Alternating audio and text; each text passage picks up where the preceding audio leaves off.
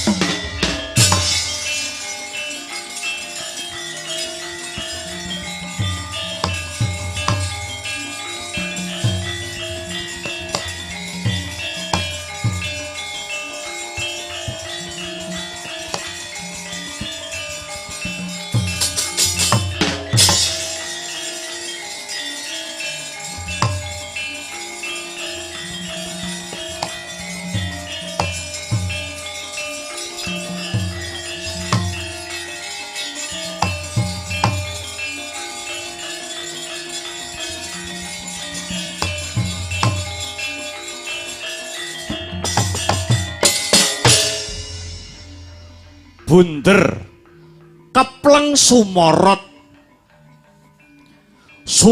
mangilak-ilak cahyane nerabas sakalir kang tinebah dadi ambyar mubyar tekate kenceng tan ana kang bisa ngalingi lan tan kinereh ing mobahing kahanan hanenggih Sang Bagaskara ngregancang mring awang-awang adoh papane nanging daya panase kagilo-gilo kawasa mrawasa saben makhluk mesti tunduk nglumpruk tanpa daya sunare srengenge sumelet mahanani hawa benter banter hanguntar-untar temah bengawan kedung tuk balumbang sami kasatan toya bumi rengko lemah nelo kekayon sami wuda merga entek godhonge garing blasah ing kisma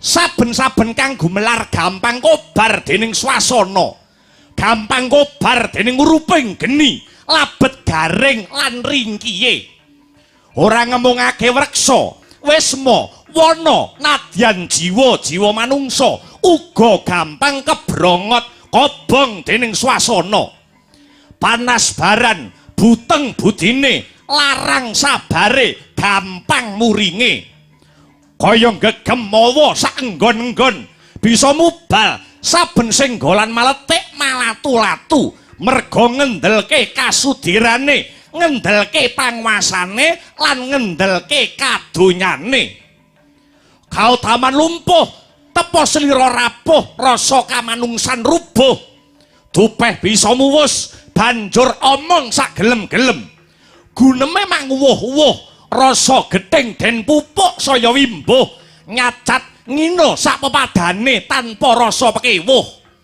tumindak dursila pakarti candala ora mingkuh nadyan dudu darbeke mangan mung waton butuh sing demen gendak selingkuh mbuh ora weruh akeh wong adu-adu lan gampang didu mula padha tangga nganti ora wanuh sedulur dadi musuh anak karo wong tuwa munjung pisuh negara kesruh akeh rerusuh saben nggon ricuh padha bangsa srawunge lumuh akeh pengarep-arep ning ngarep aruh-aruh nanging jerone gedhen-gedhenan angkuh rebut panguwasa pupuh pinupuh tandarbe rasa trenyuh gamaning perang dudu mimis mriyem bedhil nanging reka daya kang ampuh tekane lelara kaya teluh kahanan saya gegirisi lamun tan betengi negara bisa rubuh amung jiwaning para satriya ingkang tangguh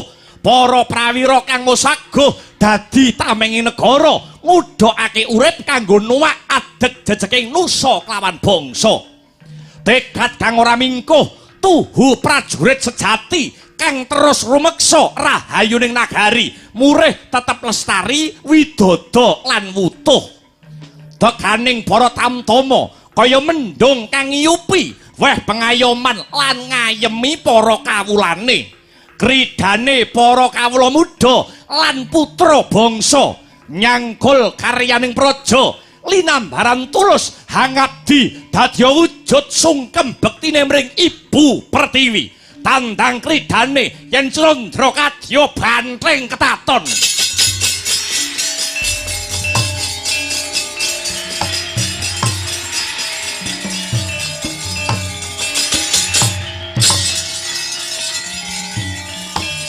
Hey yo hey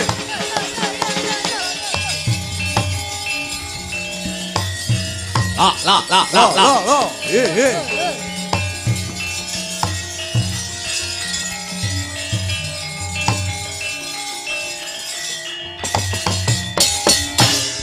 Nek miturutku sing kudune dadi ratu Pringgondani kuwi turun Prabu Tremboko adine Prabu Arimba ya kuwi Raden Brajadenta sing pantes dadi ratu.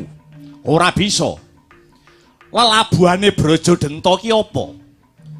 Mung menang turun nanging ora pecus ngurusi negara Pringgondani. Nek aku luwung milih Raden Gatotkaca.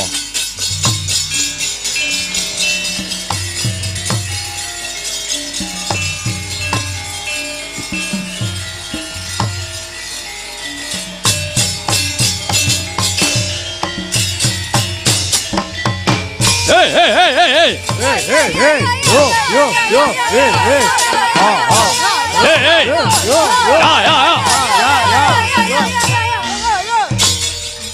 Ingkang sinandi papasan witi kamu aja bisa termampai.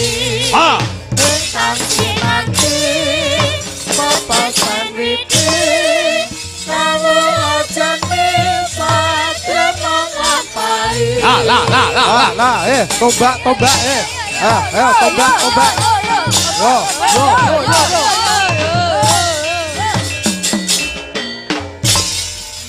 Ingkang sinambi papasan witi kamu aja bisa termampai.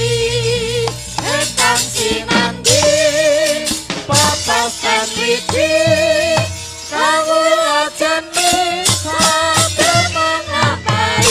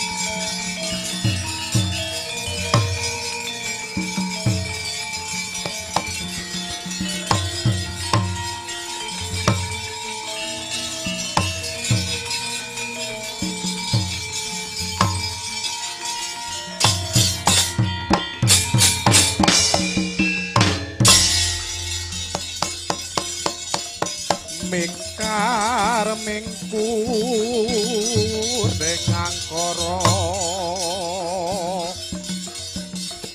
kahanane tumpang tindih silih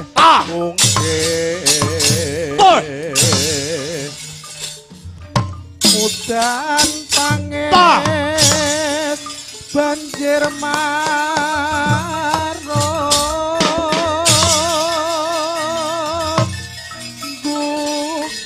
karasaning priyangga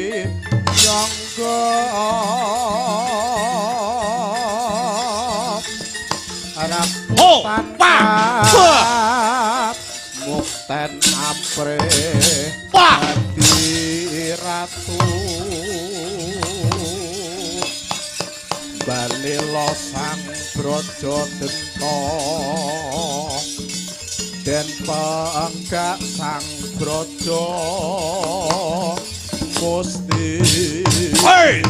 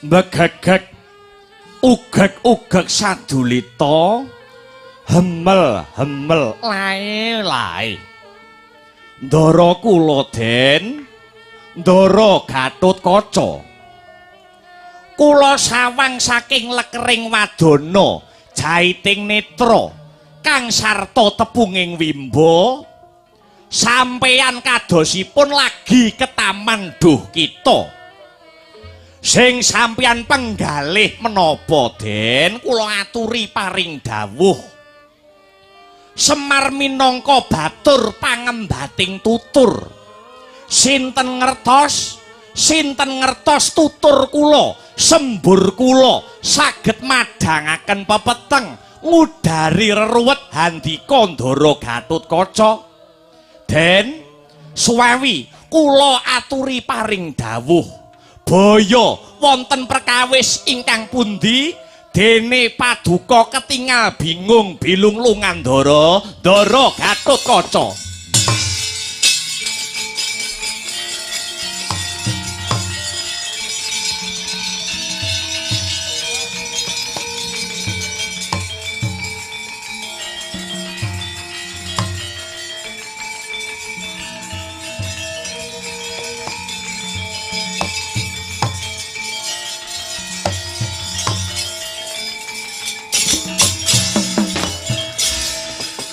Hangudarit yasreriwut ora wedi ora watwawadi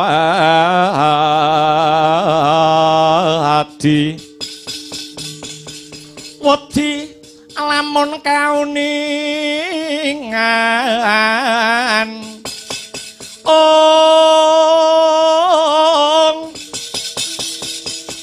mring sang ambek ngumaladi tanwandi binaradi bloko kacoranan kang hamba juti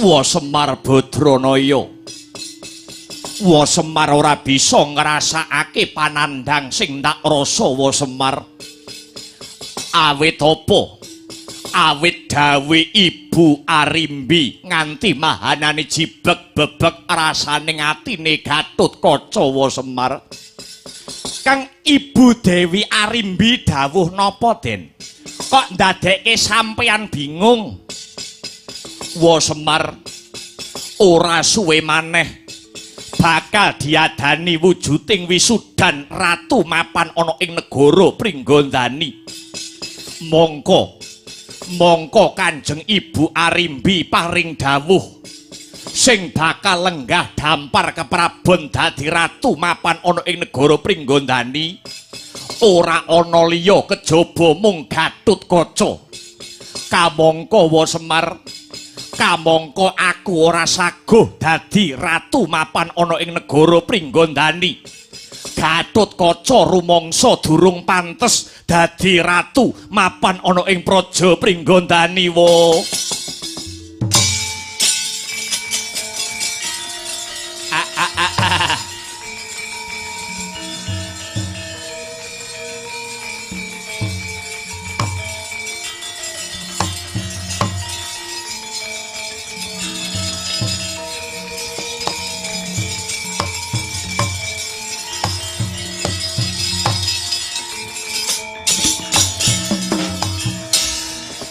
Semareka den prayitna semurire eka ambalik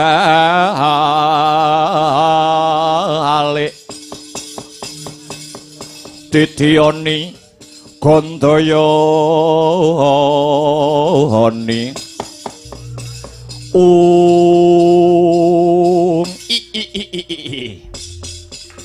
sampeyan niku kok aneh to Den hantuk kanugrahan bakal didadekke ratu kok malah sampeyan susah.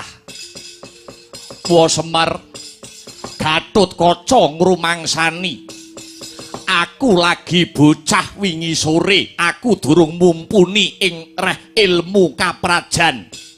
Aku rumangsa durung pantes dadi ratu mapan ana ing negara Pringgondani wa Semar. Sampeyan kudu eling nggih, Den. Sedaya kawula ing Pringgondani niku sampun sarujuk. Para bebrayan agung menika sampun matuk gambuh ing rasa menawi paduka Ndara Gatotkaca kedah jumeneng ratu mapan ana ing negara Pringgondani. Kenging napa? Kenging napa kok mboten saguh? Niki sing milih rakyat, niki sing milih para kawula. Senadyan sampeyan ngrumangsani bocah wingi sore ning durung karowan sing liyane nika do pecus mimpin negara Pringgondani. Niki pun wancine panjenengan sing jumangkah, wancine panjenengan sing kumrembyah. Sampeyan arep didadekke ratu kok ora gelem. Sampeyan niku disengkuyung wong pirang-pirang lho, Den. Wa Semar Badranaya. Aku isih ngrumangsani durung weruh kawruh babakan ilmu kaprajan wa Semar.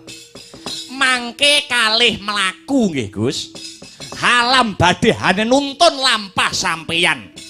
Yen wis wancine dadi ratu, senadyan to endo kaya ngapa, sampeyan ora iso selak, sampeyan ora iso nolak, Den. Wa Semar apa ora pirsa? Babakan apa? Kok nganti Semar ora ngerti? Peranatan negara Pringgondani kuwi sing duweni hak wewenang nurunake wiji ratu kuwi trah kakung. Ewadene Kanjeng Ibu Arimbi kuwi trah wadon. Ora duweni hak wewenang nyekel kemudining negara Pringgondani wa Semar. Kula pun nek ngerti nek trima babakan niku, Gus. Manut aturan Pringgondani niku sing wenang nurunake ratu niku mung trah jaler. Pancene ibu sampeyan Ibu Arimbi niku mboten duweni hak wewenang nurunake wiji ratu. Ning wonten dedongenganipun ingkang sampeyan Raden Gatotkaca kudu ngerti, kudu weruh, sampeyan kudu pirsa. Dedongengan apa wa Semar? Mula kang ibu sampeyan Ibu Arimbi kok kenceng anggenipun duweni gagasan sampeyan sing didadekke ratu mapan wonten ing Pringgondani niku wonten larah-larahipun, niku wonten dedongenganipun. Kersane sampeyan sing dadi ratu ana Pringgondani iki sejarahe piye? Niku critane wonten. Kenang apa kok kudu Gatotkaca kang dadi simbole satriya tanah Jawa sing kudu dadi ratu. Niku wonten larah-larahe wiwitane nalika kang ibu sampeyan Ibu Arimbi dhaup utawi rabi kaliyan Kang Rama Raden Werkodara.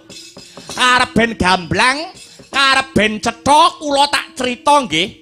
Kados ngaten critane. Kados ngaten critane kenging napa sebabe kok ibu sampeyan kenceng anggenipun badhe ndadekke sampeyan ratu mapan wonten ing negara Pringgondani.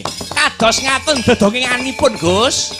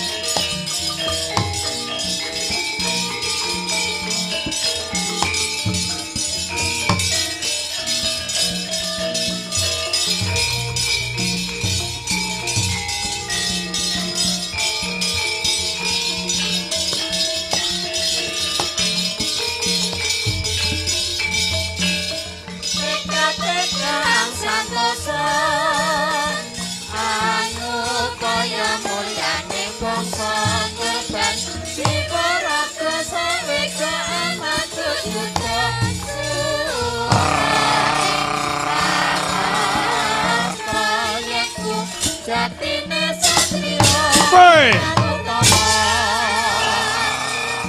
Tuh. Tuh.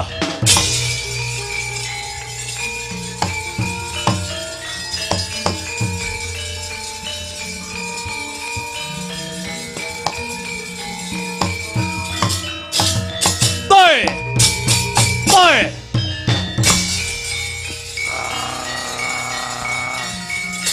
Ah.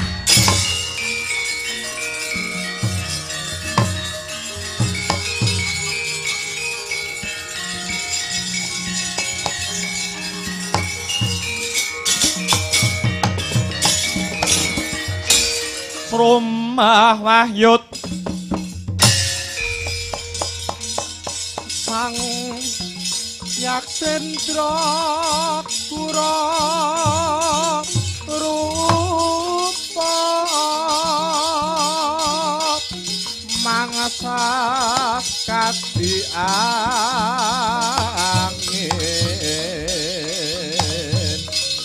pangsampal kaprapal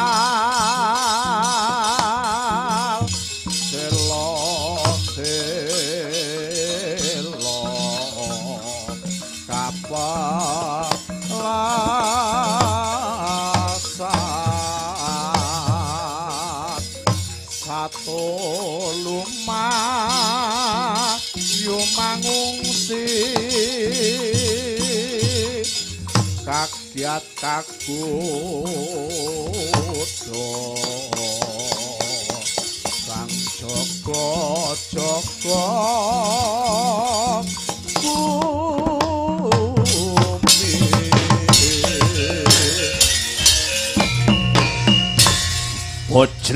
bojleng iblis laknat padha jek-jekan kece wali kece sadat setan wali kubra aku Prabu Arimba ratu saka negara ing Pringgondani ndak rewangi munggah gunung mudhun jurang krana aku goleki adiku Yayi Arimbi kang mentar saka negara Pringgondani. Lah kok manut kembang rawat-rawat ujare Mbok Bakul Sinambiwara adiku Yayi Arimbi jare kok wis entuk sendang pangruwatan. Harimbi wis dadi sulistya ing warni. Malah jarine kabar sing ndak tampa adiku Yayi Arimbi wis rabi karo Raden Bratasena anake Prabu Pandudewayana. Kamangka bapakku lan bapake si Arimbi ya kuwi Swargi Prabu Tremboko. Biyen bisa tumekaning pati ya awit dipateni utawa disedani karo Prabu Pandu wong tuwane Bratasena. He Arimbi, aku kakangmu Arimba ora trima yen to kowe rabi karo tedhak turun mungsuh. He Arimbi,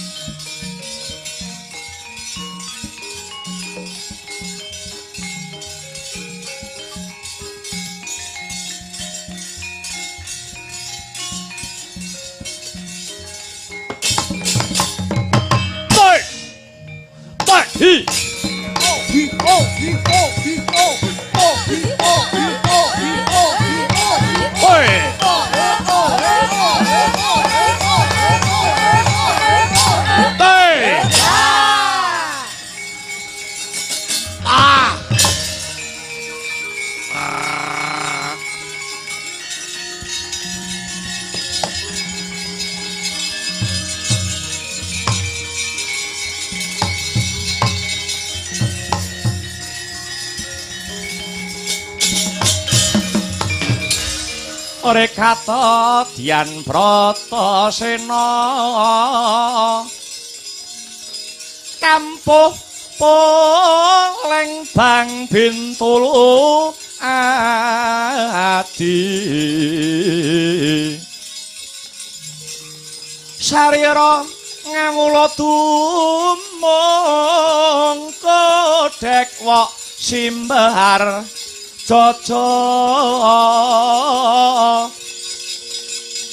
yen ngandika gumalegara kaya guntur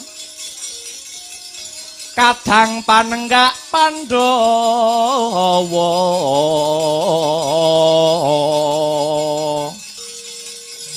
kaya lindu yen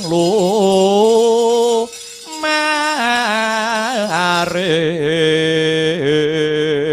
wit latalah apa bener kowe Bratasena ya pancene bener iki Kakang Prabu Arimba ya pancen bener Bratasena kowe nungkula Bratasena tak jaluk adikku Arimbi aku ora sarujuk aku ora mathuk lan ora gathuk yen to adikku Arimbi dadi jatuh kramamu wong nyatane Arimbi wis tresna lair kang sarta batin kelawan Bratasena wah ora melek sing dadi mripatmu kowe Bratasena biyen bapakku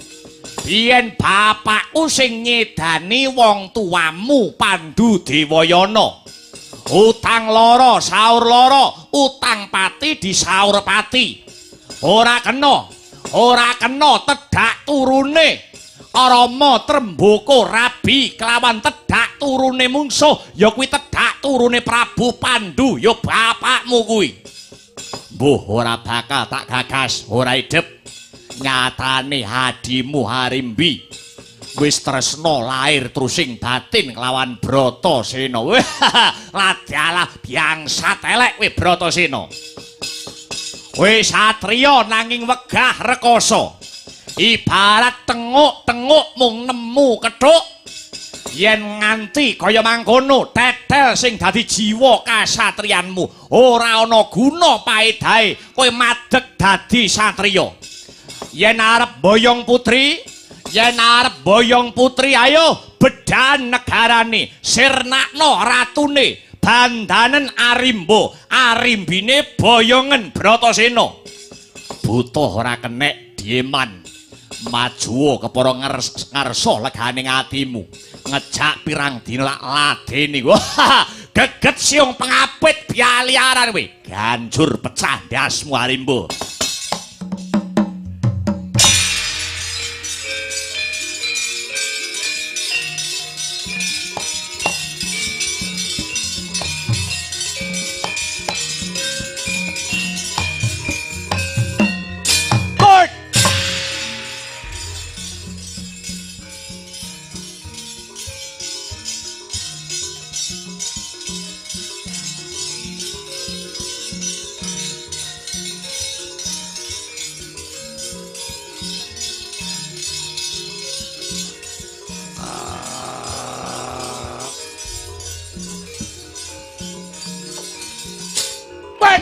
Waya lo wet ta wah ta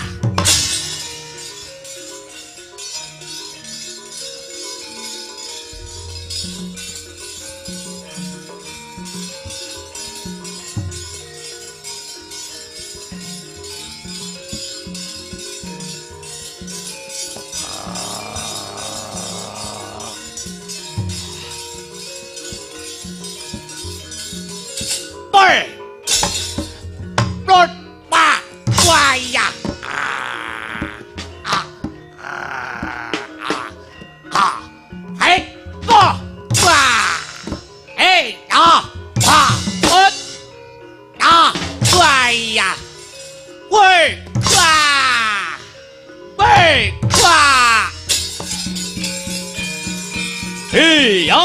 Eh ya, eh.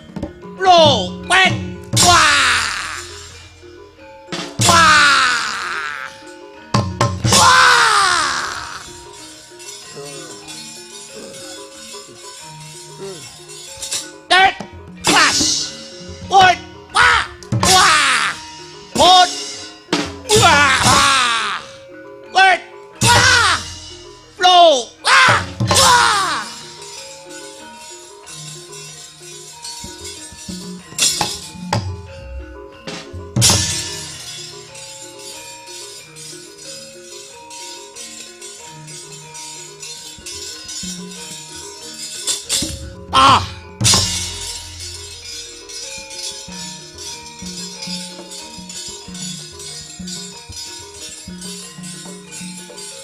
Wait. Ah.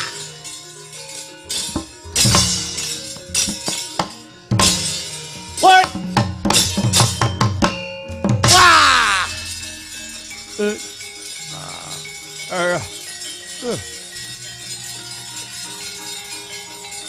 Hey. Wah. Ah. Oh. Ah. Wah. Loh.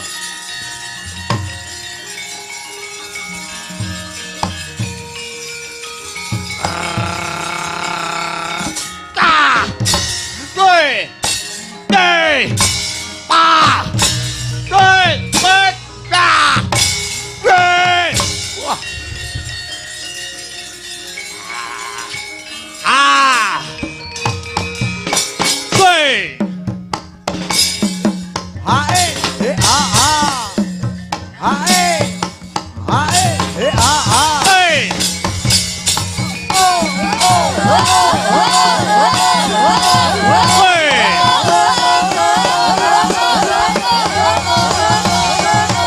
Hey. Ah. Abruk godo ilang nyawamu kowe, Bratasena. Hoi.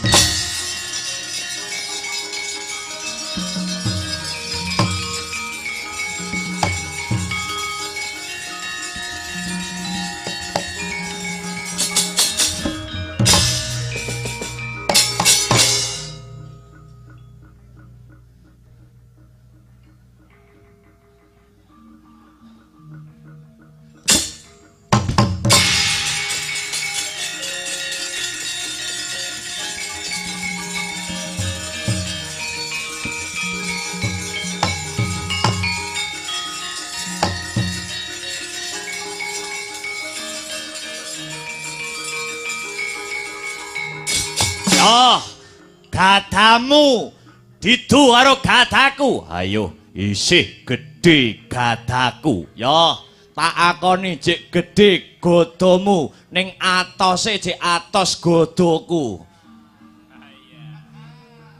Ayo didu, ya.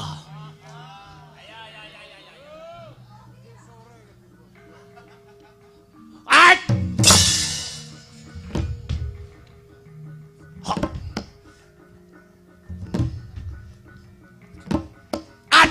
Oh! Back! Wah! Et ah! Oh! Blow! Blow! Wait! Ah! Ah! Blow! Wait! Wait! Ah! Wait! Et! Wah! Wah! Ya! Wah! Mutiar kowe.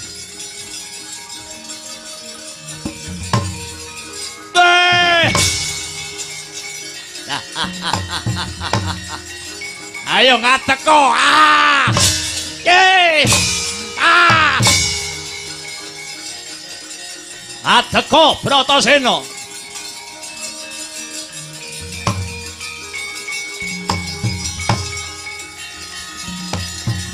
Kakang.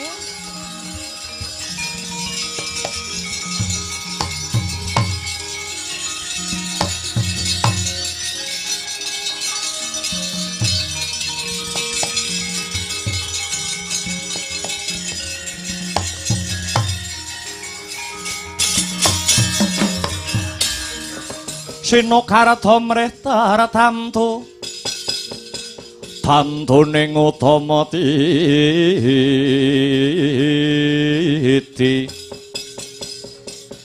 tetep dadi pangobaning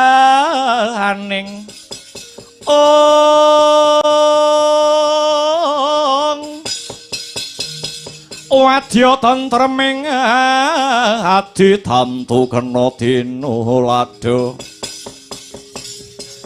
tiase lir wulan dadari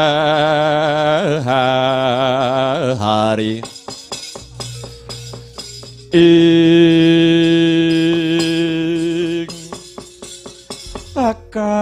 kakang arimbo kakang Kowe Arimbi. Iya Kakang. Kowe wis malih rupa dadi ayu, kowe saiki wis malih rupa dadi Sulistya. Iya. Lilanana aku dening Raden Bratasena ya Kakang. Piye karepmu? Aku nyuwun pangestu. Kowe aja bandha yudha karo Raden Bratasena ya Kakang. Arimbi, ana tetembungan bedah praja Mboyong Putri bebasane. Kejaba Bratasena kuwi tedhak turun mungsuh. Pringgo ndani kelawan Ngastina nganti tekan saiki kaya satru bebuyutan. Kakang, sing uwis ya Kakang. Yen jagat iki anane mung wales winales, ora bakal tuwuh sing jenenge katentreman. Manunggala kelawan para Pandhawa ya Kakang. Ora sotah. Wis dadi anteping tekadku. Yen kowe sida rabi karo Bratasena, luwih becik tak entengke sing dadi patiku Arimbi. Nanging aku kaya ora negakake sedane Kakang Arimbo. Kejaba iku Kakang Mas Bratasena ya ora bakal bisa nandingi apa sing dadi kekuatane Kakang Arimbo. Yen kuwi wis genah, yen kuwi wis cetha Arimbi. Sawangen kae. Bojomu nglumpruk tanpa daya ndak sabet nganggo gadaku. Kuwi mratelake yen bojomu kuwi ora duweni kasekten ingkang linuwih. Mendah yen dadi bojomu cetha yen ora bisa paring pengayoman karo kowe. Janjane ngalahke Prabu Arimbo iki gampang. Janjane ngalahke aku iki genah. Mateni aku iki gampang, nanging Bratasena durung ngerti sing dadi pengapesanku. Bratasena ora ngerteni pengapesanku. Yen to sejatine pengapesane Prabu Arimbo kuwi yen ragaku disabetake utawa dimbrokke ana tunggake wit aren Arimbi.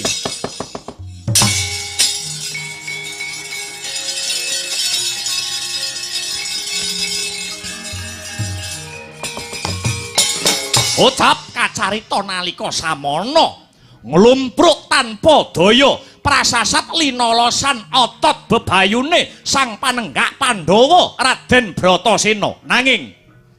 Nanging dupi mirengaken aturira Prabu Arimbo yen to pengapesane Prabu Arimbo kalamunta den sabetake mapan wonten ing tunggake wit aren. Wau to tanggap sang Bratasena giya ngetok karo san kang pungkasan. Grida sang Bratasena.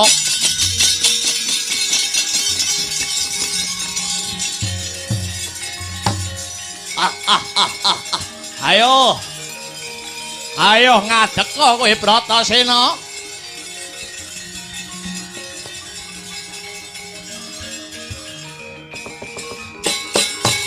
Ayo ngadeka yen kowe dadi bojone Arimbi, kowe kudu nuduhake wong lanang kang sejati. Nyoh dodo ndi dodo Mboyong Putri bedan negarane boyongen Arimbi Bratasena.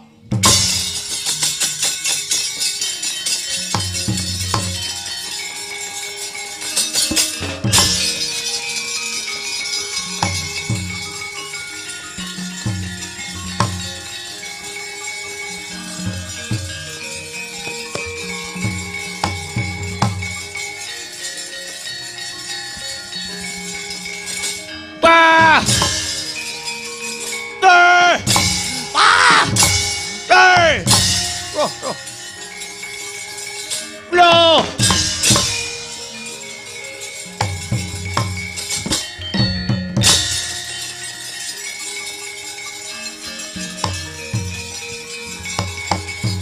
Jiwa mancing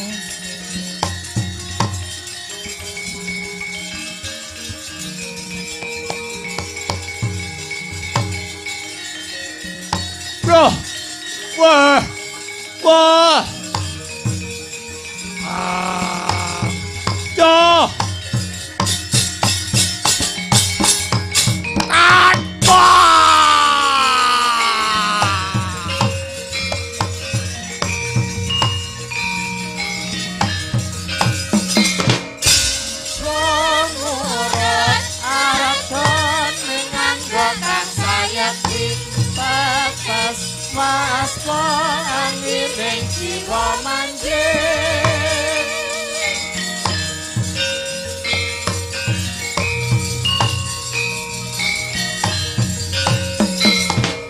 swara arga menangga kang sayepi tetes waspa angiring jiwa manjing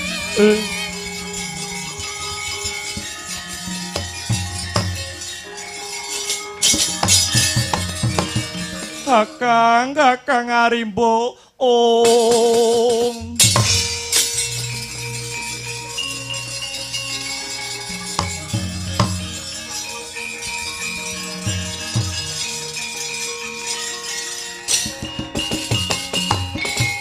Ya jagat Dewa Bathara, ya jagat Pangestungkara. Ora ngira babar pisan kowe wis tumeka pati Kakang Arimbo. Kamangka Arimbi wis ora kurang-kurang suka pemut. Cutelen anggonmu duweni memungsuhan ing antaraning negara Ngastina lan Pringgondani yo Kakang. Wah, Arimbi. Ora susah kok getuni. Ora susah kok getuni patine kakangmu Arimbo. Nyatane kakangmu dijak tentrem ora kena. Kakangmu Arimbo wegah nampa wewarah nampik pitutur becik Endo marang piwulang utama. Ora sah kok tangisi, ora susah kok getuni. Kae ana buta dampyak mrene. Sapa kae?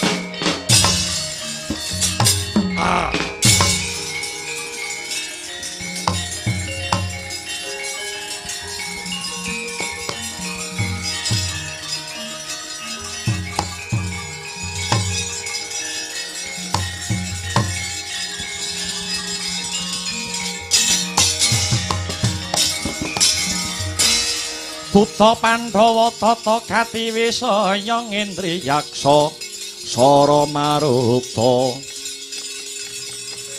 bawana pana margana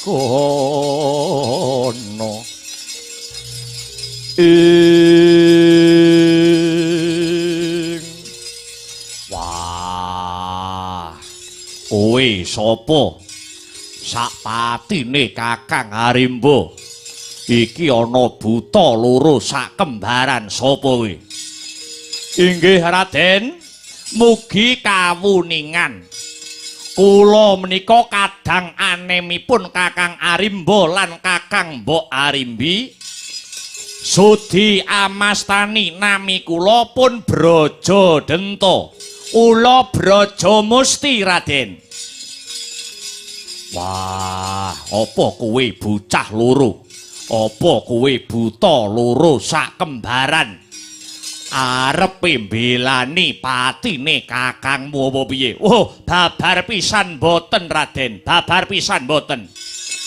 Dinten menika malah kula badhe nderekaken panjenenganipun Kakang Mbok Arimbi Kewala Brajadenta. Kados pundi Kakang Mbok? Ngene ya Brajadenta lan kowe Brajamusti adiku bocah bagus, adiku bocah sigit bocah jentara. Rehne negara Pringgondani saiki kahanane wis kumplang. Rehne sak mengko negara Pringgondani kahanane wis ora ana sing dadi ratu. Kowe wae Brajadenta sing jumeneng dadi ratu mapan ana ing negara Pringgondani. Kowe wae sing bocah lanang nadyan umure luwih tuwa Arimbi nanging aku ngrumangsani wong wadon. Wong wadon kuwi ora duweni hak wewenang panguwasa keprabon Brajadenta. Mboten Kakang Mbok, mboten. Negari Pringgondani dinten menika kula pasrahaken paduka Kakang Mbok Arimbi. Nuwun inggih Kakang Mbok. Semanten ugi kula pun Brajamusti. Kula lila legawa nderek ngayom wonten ngarsa paduka Kakang Mbok Dewi Arimbi. Brajadenta lan kuwi Brajamusti. Kula wonten dawuh Raden, wonten dawuh Raden Bratasena. Kowe masrahke negara Pringgondani marang sedulurmu Arimbi kuwi ikhlas lahir batin apa mergo kepepet?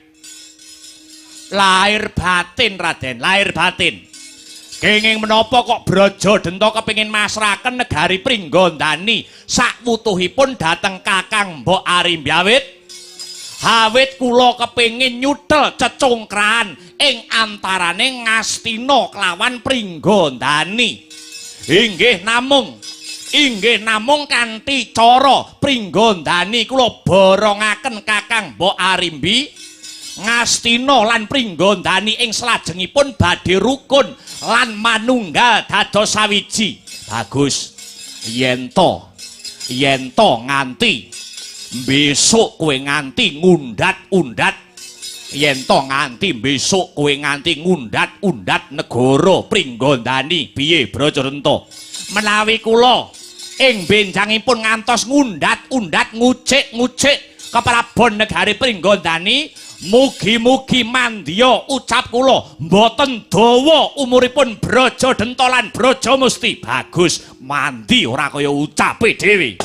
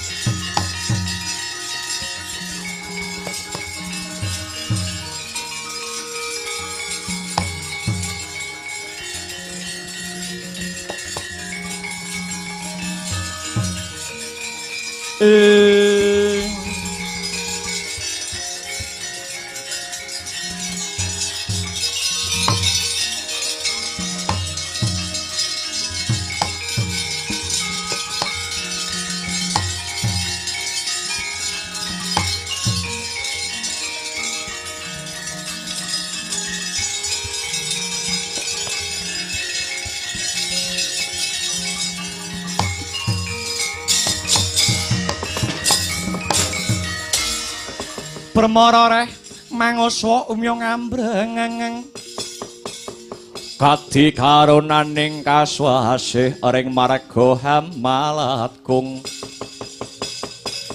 ore sang gandha mastrat maca lengleng lalu manguladi surya mangrangsang waya surya mangrangsang waya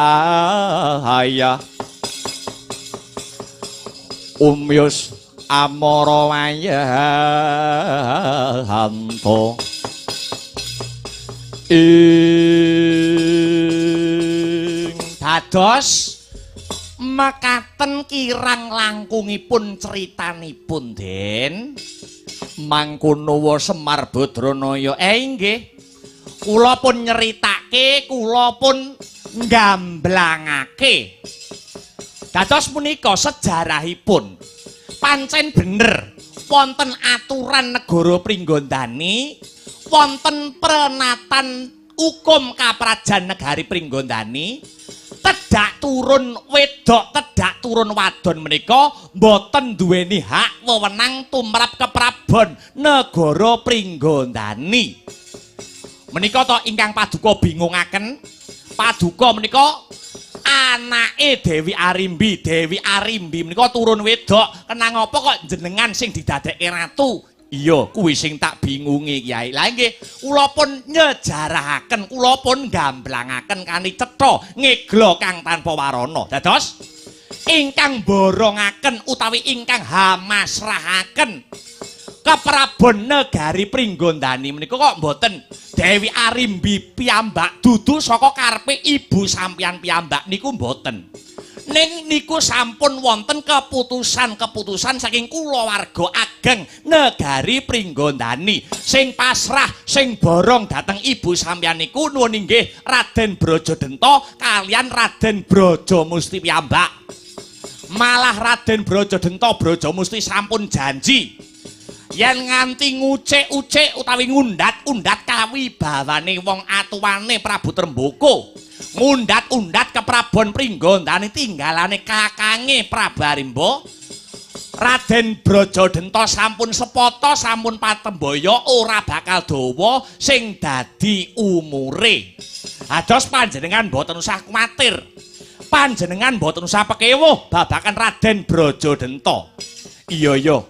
Wa Semar ngestokake dawuhmu. Ayo yen pancen kaya mangkono wa wis madhep Kang Sarta mantep aras